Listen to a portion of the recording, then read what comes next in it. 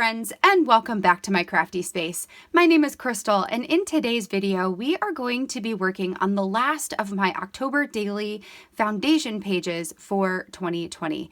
In today's video, we are focusing on cut files and ways that we can use them in our albums to create additional interest or I should say, some additional interactivity within our albums themselves.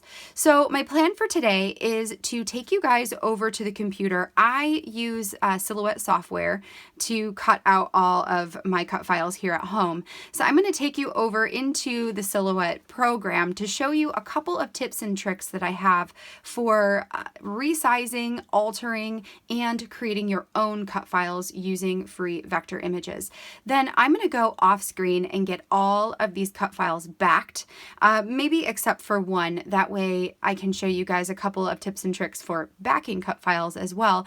And then once we have that done, we are going to come back here and create some foundation pages using them so I can give you guys a bunch of ideas for using cut files in your album. So without further ado, let's head over to my computer and pop open that Silhouette software.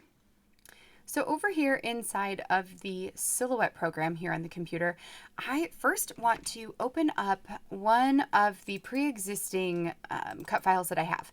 So this one that you see right here is a haunted house cut file that I purchased from Paige Evans, and I believe I purchased it from the Silhouette store.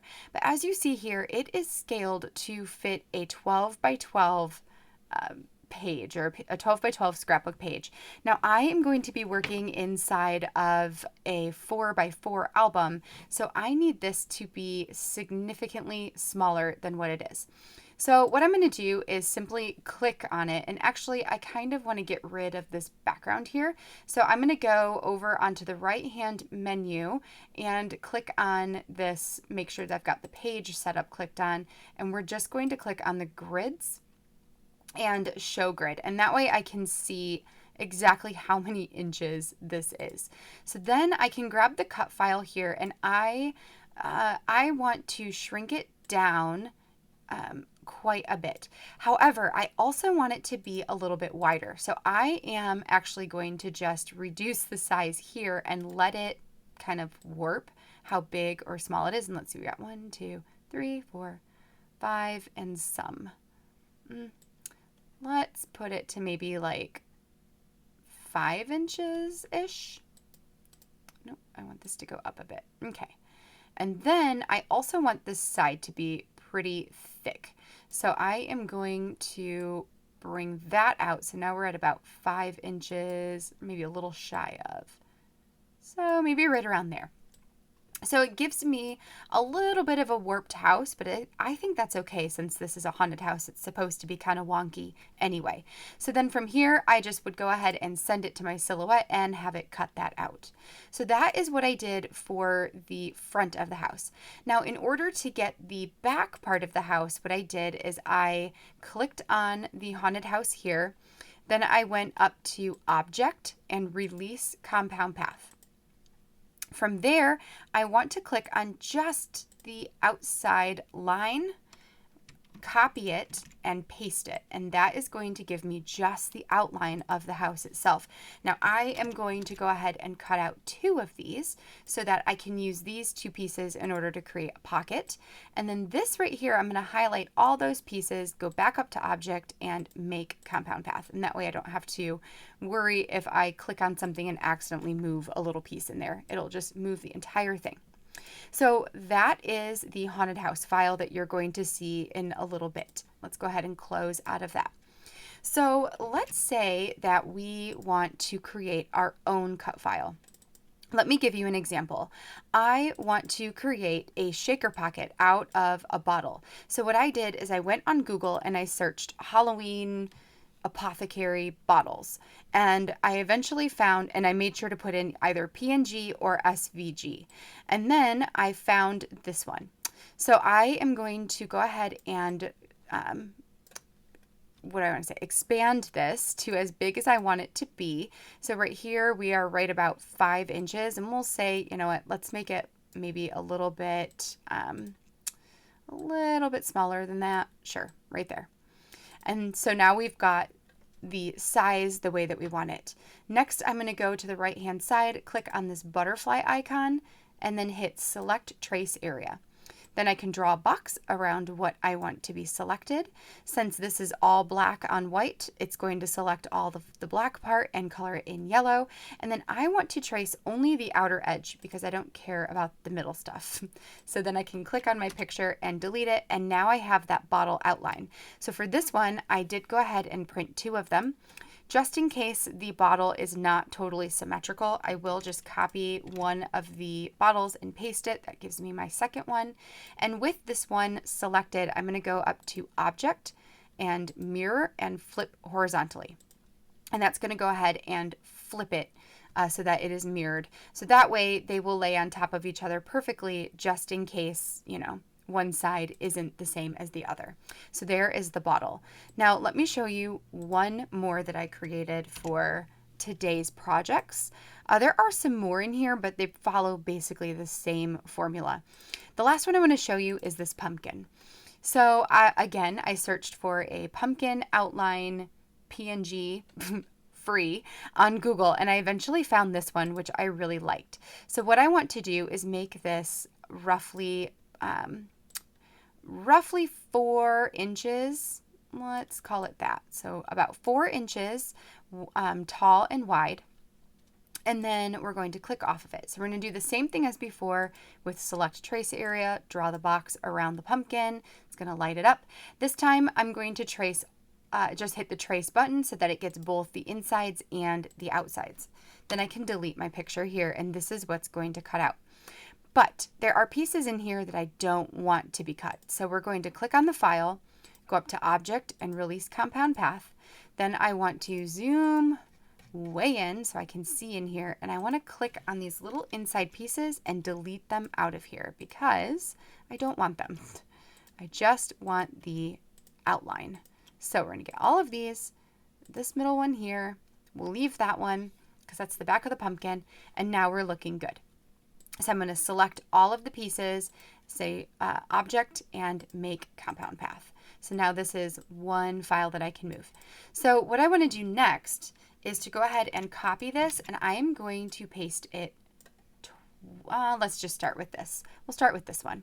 We're going to paste it again. Now what I want to do is to isolate the stem and to isolate the vine so that I can cut those out of different colors and make this a little bit more interesting. So I'm going to grab my eraser from over here, and let's go ahead and make it significantly bigger. Okay, good. So then what I want to do is erase these lines right up by where they connect with the stem here. Okay, so we're going to go in like that, and then I can just erase the other parts of the pumpkin here, like so. Okay, and then I need to make it smaller so we can get inside this section here. All right, sure. And we're going to do the same thing. We're just going to go right up to the stem, get rid of those lines. Okay, that looks pretty good. So now I want to go back to my Select tool. We're going to draw around all of it and say Object, Make Compound Path. So now you're one thing. So with this selected, I want to copy it and paste it. So now I have 2 separate files of the exact same thing. So one of them, I want to grab my eraser again. We're going to increase that size again. And this time I want to erase off the vine. So this is going to be just the stem. And over here, I want to erase off, whoops, too much there. I want to erase off the stem so that, I feel like I just did that again. Yep. So that all we have left is the vine. Okay. So then we're going to grab that Select tool, and then one more time we're going to draw around so that we get all of those pieces. And we're going to make this a compound path. So now we have the stem, and we're going to do the same thing for the vine. Select it, make compound path, and now we have the vine.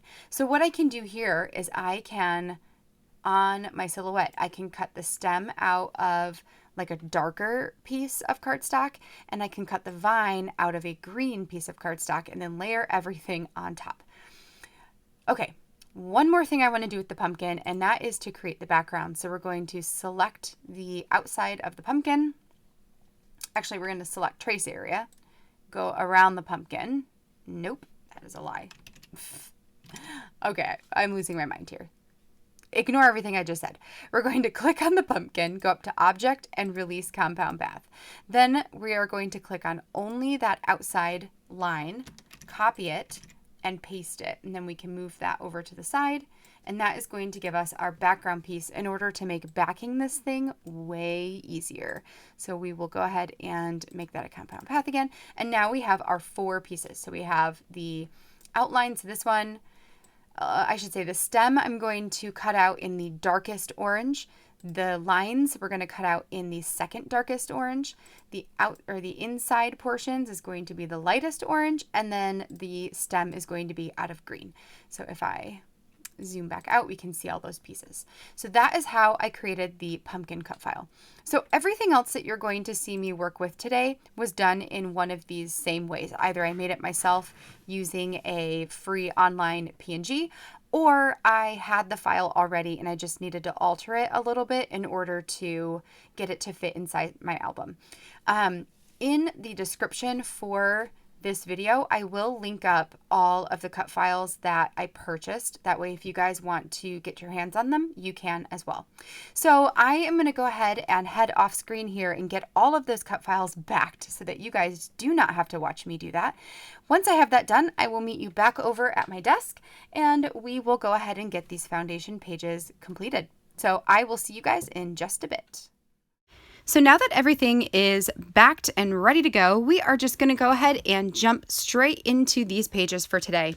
So this first one right here, my original idea for this cut file was to find a coffin shape on the internet, and then to create my own cut file with that in order to create a pocket.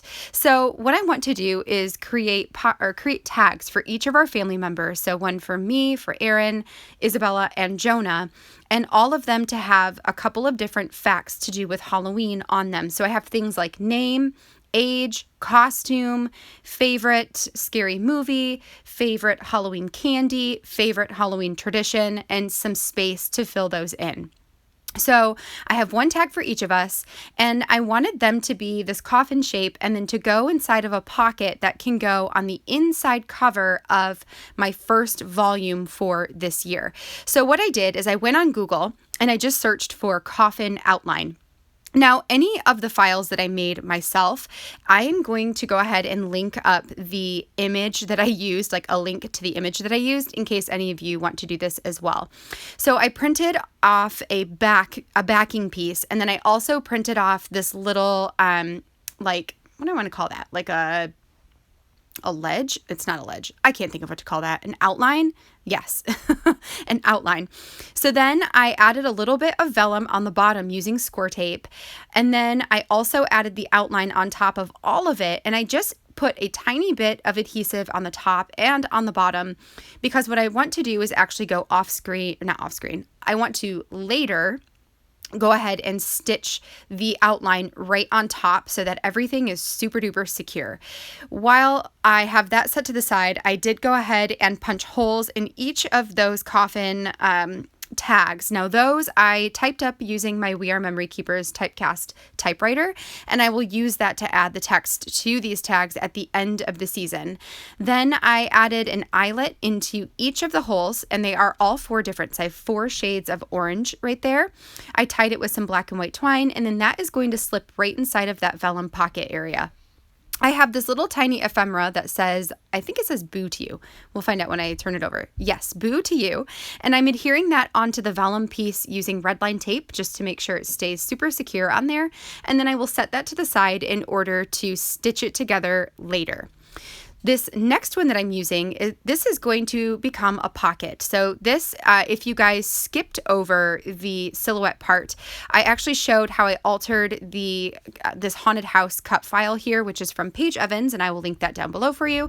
I altered it a little bit just to create the size that I wanted. So all that it does is it like squishes it a little bit and like expands it a little to the side, it makes the house a little wonkier than it was originally. And I'm okay with that because this is a haunted house. So of course it's going to be wonky. So then I also printed off a backing piece, and actually 2 backing pieces. So the first one I adhered totally to the back of that cut file. And the other one I added a little bit of adhesive to the 2 sides and the bottom and attached that.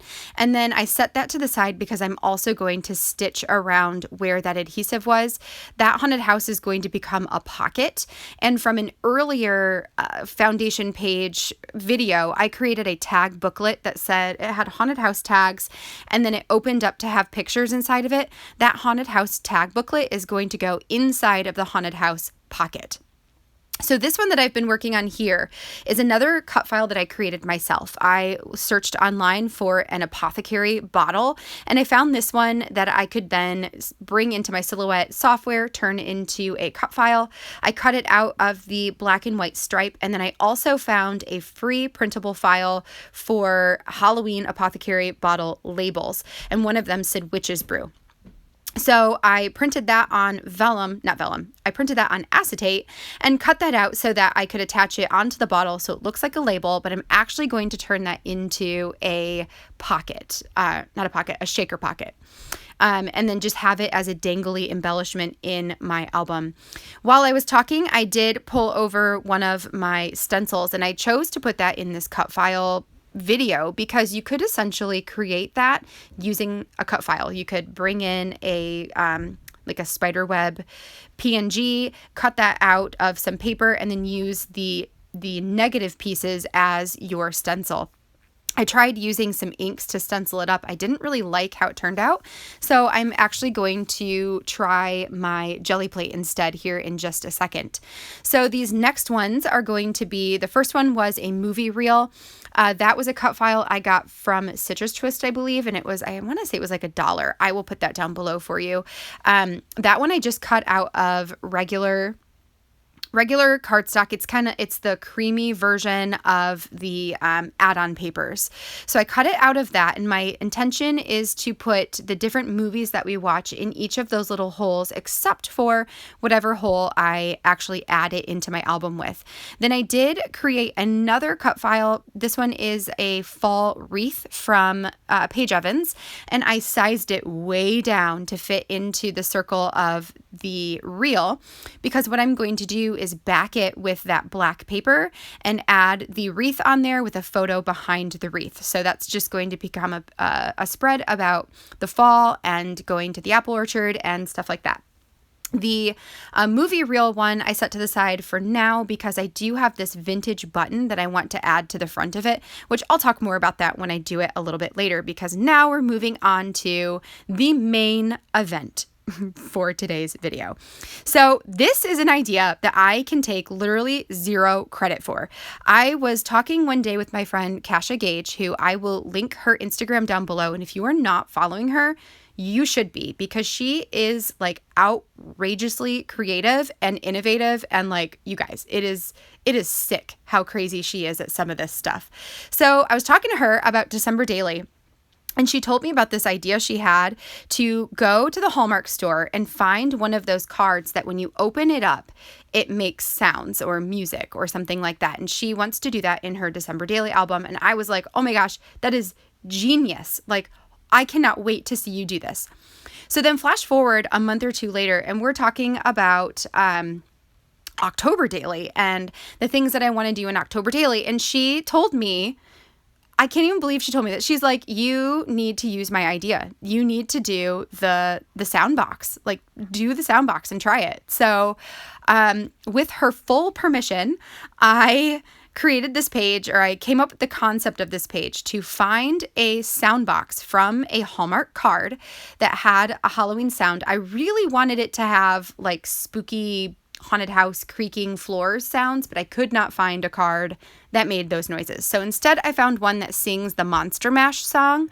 And I bought the card. I think it was like $8. And I figured if it doesn't work out, it's like $8 down the drain, whatever. So I tore the entire card apart, cut out this music box part, and then there's like a little plastic piece that you have to make sure that you get all of it. So I got all of the plastic piece, and I'm going to adhere the portion that would close normally to my cut file. So what I want to do is to create this creaky, like old spooky gate, and I want the gate to cover up a picture. So then when you open the gate to see the picture behind it, the music will play. So that was my whole idea for this spread, and it does take me a bit to figure out how to make this thing work. So having done this now, what I ended up doing, and I do believe that if you have a larger album, like a 6x8 album, a 3x8 would probably be similar to how this one turned out. But definitely the 6x8 albums would be much easier to do this technique in, because your photo or your paper that's overlaying the sound box there is going to have a little bit more room to lay down. Eventually, when I do get mine down, there is a little tiny bit of buckling, but I think I can cover that up fine enough, and move forward from there. So when I went to build the base of this, I did cut out a background layer out of chipboard. So for me, since I'm working in a 4x4 album, I cut it to 5 inches by 4 1/4.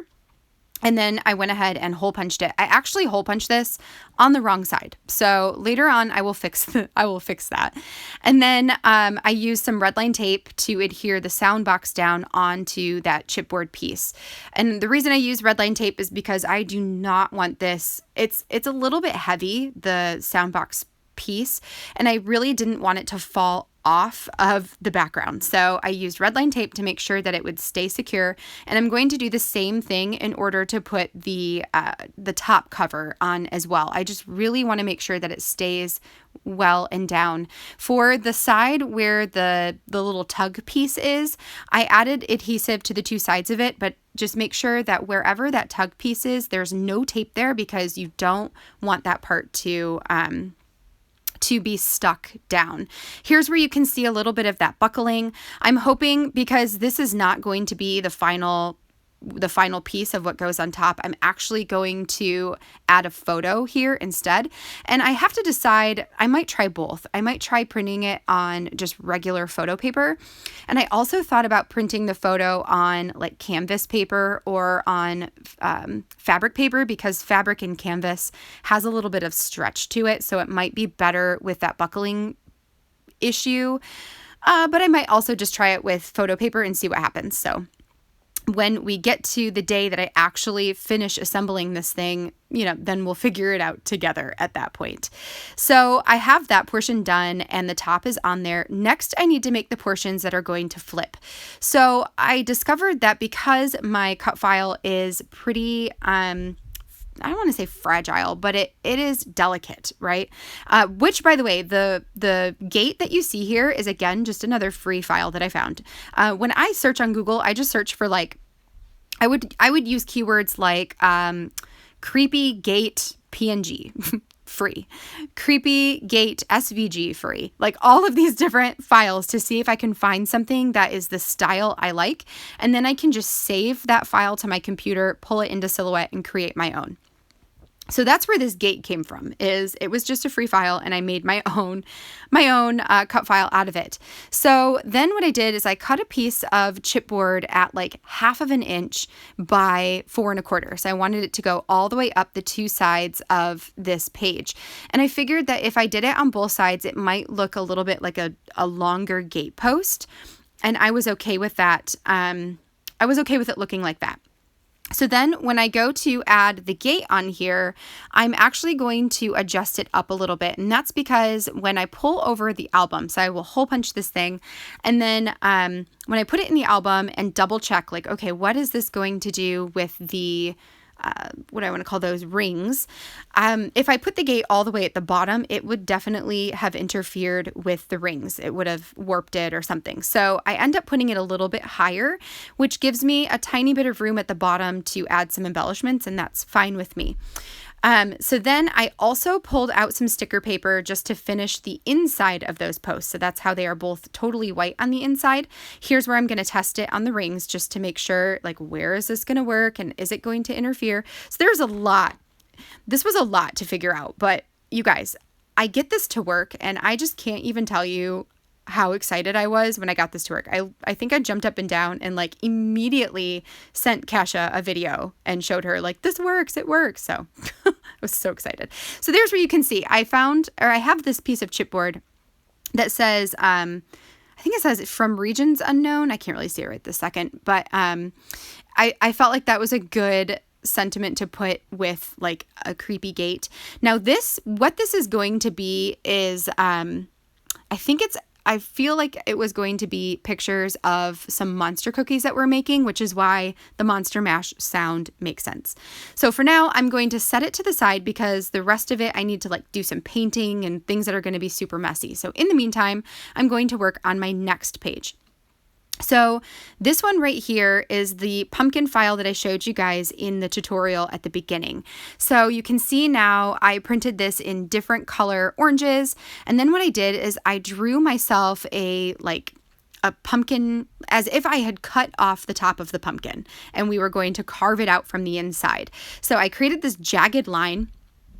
And then I'm going to create a pocket out of the bottom portion of the pumpkin. So my idea is to stick a photo on the inside of the pumpkin that is a picture of our carved pumpkin.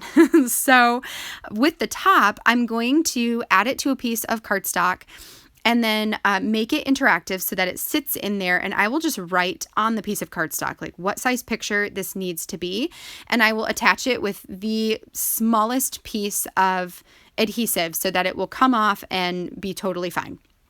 So here's where you can see me doing that. So I'm going to stick it down in the pumpkin, add the little topper on the top bit, and trim it so that it will fit inside the pumpkin and you won't be able to see the card behind it. The papers I used for this one, I think they're both maybe from the Spooky collection. And the one at the top that says Spooky over and over again was actually, what is that called? The branding strip. So I cut off the branding strip of one paper and I kept it because I liked it. So that went up at the top. And then for the embellishments, I'm going to keep both of these for now, but I'm leaning towards just using the felt one there. So we'll see when we actually get to the week. But now that one is officially done. Okay, so moving on. This page, what I want to do, and I actually will definitely put up like a sign up for it or whatever. But on a Saturday in October, I want to do a Craft with Me Zoom call that is a spooky Craft with Me. So my idea for how to document this day is to create a wall, like a brick wall, and add some shutters. So I did a couple of things here. First of all, I looked up a free brick wall cut file, or a free brick wall SVG, and I created my own cut file with it, which you can see here. So I kept all of the cutout pieces, and that's what I'm going to build the wall with, but I also kept the negative portion so that I could use it as a template to add those pieces in. So when I get these all in, you'll see here in a second, I will take off the negative portion, and then all of the bricks there are going to have like the white, what is that called? Is it called mortar? I don't think it's called that. Whatever it is, it's got the white in between it. So it looks like it's been like made into a brick wall. I'm going to trim it off and then cut this into two separate pieces that are the 5 inches by 4 1/4. Then I also went online and found a free file for some shutters, which you can see there on the right side. I am going to use the black version of them. Just the back side is that lighter orange. And then I'm going to layer them onto my page so that there are 4 groups of shutters on each side.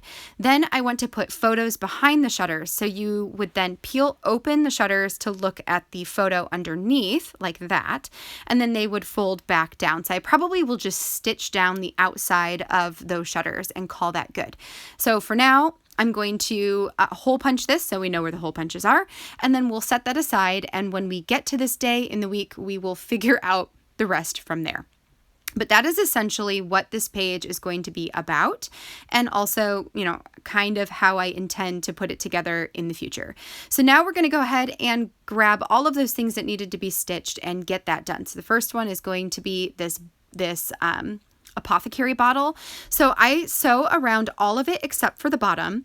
And then the card that I purchased that had the sound box in it actually had a shaker pocket on the front, and it had the cutest little like die cut confetti pieces. So I kept those, and then those are what I added into the bottle. I'm going to finish stitching up the bottom so that those will not go anywhere. And then that is going to be my shaker pocket. I will eventually add a little bit more to it just to get it into my album, but I believe I'm going to show you that here in just a second. So then I went ahead and stitched around the coffin there. I used black thread, so it's black on like a lighter black, which is pretty cool. I think it adds like a really nice touch. And then the haunted house, I did the stitching around the 3 sides in order to create a pocket out of that one as well. And that will finish up my stitching for today. So this is going to be what that pocket ends up looking like. It's so cute. I absolutely love that, and I can't wait to get it in my album. This one, I'm going to add my hole punches to it. And then once I have that done, I will stick my like notes for this page down inside the pocket, so you'll kind of see how that's going to work. I'm really excited for this page as well. I don't know if I mentioned, but all of these pictures are going to be for home decor, which is why I chose to use the haunted house, because I want to show pictures of like our house being decorated like a haunted house. So I thought that was a cute way to document that story. So that is going to be that one. And then we will do this one really quick as well. So I made sure to get all the pieces down to the bottom. I am going to add a hole to the very top little bit there. And I considered adding some string in there. I decided not to do that. Instead, I just throw in an eyelet here, and then I'm going to have it swing around in my album right there, just from the ring, which looks super cute. And that is going to go with the story about a boo bar, which is one of our movie nights. I want to do like a hot chocolate Halloween bar, just have like marshmallows and sprinkles and like all the good stuff, and make us some like really fun hot chocolate drinks to have with our movie, and we will document those on that particular page with the bottle. So now I'm moving on to my jelly plating with the stencil. So this stencil is from Cartabella. It's with the Halloween Market collection. I just got it this year, and I'm just using black and white. So it does take me a while to figure out how the heck to make this print the way I want it to look. So what I'm going to end up doing is this right here. So I added my paint down. I'm going to pull up the initial, the initial print there. And then I did it again. I also tried to do this way. So to smush it in between 2 pieces of cardstock, just the stencil itself, to get the runoff portions. And that looks pretty cool as well. And then this one, I'm trying this again. So I did the initial with, getting the outline portion. That one turned out really awesome. And then I'm going to do it one more time, a little bit angled, and these are the ones that I'm going to use for the page. So for this, I just set it aside to dry, and then later I will cut out a piece that is the 5 inches by 4 1/4 and call that good. While that's drying, I'm going to finish up painting this. So this is where I painted the flip portions so they can look kind of like gate posts, and then I also painted the inside bit of the photo, just in case the photo doesn't completely cover everything. That way, at least it's kind of finished on the inside. Here is where I'm going to add that vintage button to the front of the movie reel. So my mother-in-law last year gave me a bucket full of vintage buttons, and I went through the bucket and pulled out all of my favorite ones and added them to, various things. So for a lot of them, to me, felt very witchy. So I added them to my December daily. And so this year was the year to use the one with the moon and the sun on it, because to me, it just you guys, it just screamed like witch pendant. I loved it. And so it fit perfectly in that movie reel. So I used hot glue to add it in there just to make sure that it stayed really, really well, and then set that to the side to dry, and it was good. So now we're going to finish up this gate piece here. this is what I mean. Like, this was like the main event, because this piece right here took me the majority of the day to get it done and to figure it all out. So now that everything is dry, I'm adding some adhesive to the inside of the post that will connect to the flippy pieces.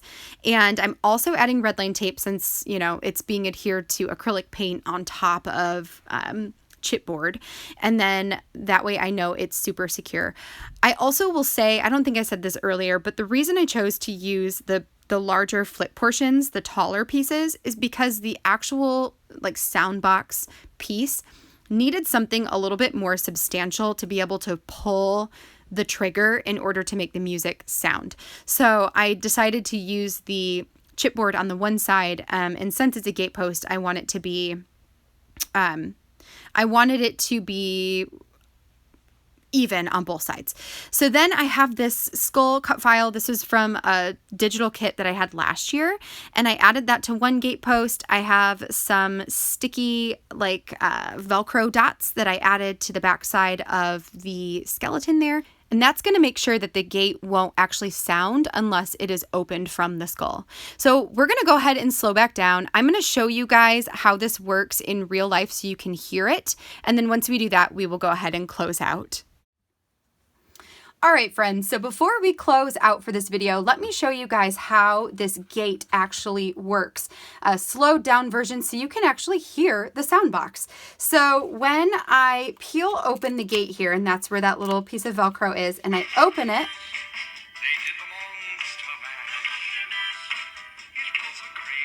there's my music. And then when you close it, it turns it back off, just like you were opening and closing one of those fancy cards. So Kasha, if you are watching this video, I hope you are, your idea is genius, absolutely genius, and it works, and I literally cannot wait to see you use this in December Daily. And for everybody else who's watching, seriously, go down in my description box, find Kasha's link, and go follow her on Instagram, because you have not seen ingenuity until you have seen what Kasha does with her scrapbooking. It's insane. All right, so with that, I'm gonna pull everything back over here, and then we'll go ahead and close out of the video for today. All right, friends, so that finishes up all of the foundation page materials that I will be creating prior to October. So what I will do with all of this now is to just go ahead and package it back up in their envelopes so that they are ready to go for the beginning of October. Now, next, what is today? Today is Monday. So on Thursday, I will be going live. That's Thursday, October 1st. And during that live video, I am going to be sharing a final flip through of all the foundation pages. I will be adding them into the album where I am going to have them sitting, and then I will also add in a few of the things, like I'm going to put this pocket on the inside cover, and add whatever additional information I can, and then kind of go from there. So hopefully I will see you guys on October 1st at 7 p.m. Eastern Standard Time for a live foundation page / happy October 1st video with you guys. So I hope that you enjoyed this video and maybe are walking away with some different ideas on how to use cut files in your albums. A lot of these ideas are great for October Daily, but they also can go in December Daily too. So even if you're not doing an October Daily album, definitely take note of some of these ideas for your December album this year. If you enjoyed this video, I would love a thumbs up down below, and don't forget to hit that subscribe button so you can see all of my future crafty videos. Hopefully I will see you guys here on Thursday live, and until then, I hope you have a great rest of your day, and I will catch you all in the next video. Bye now.